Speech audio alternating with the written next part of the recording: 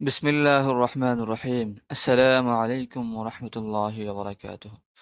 প্রিয় দর্শকবৃন্দ, আজকের ভিডিওতে আমরা এমন একটি বিষয় নিয়ে আলোচনা করব যা মুসলিম সমাজে ভুল ধারণার সৃষ্টি করতে পারে।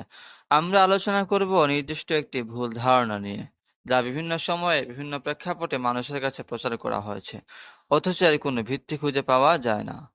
এই ভুল ধারণাটি হলো, ইসলামের ফরজ সর্বমোট ১৩০টি।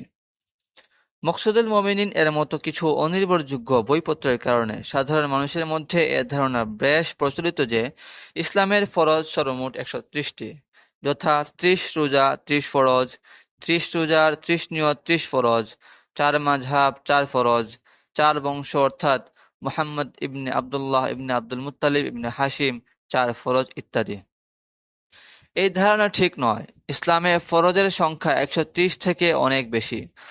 তারপর যে বিষয়গুলোকে এখানে ফরজ বলা হয়েছে সেগুলোর সবকটিকে ফরজ বলাও ঠিক নয়।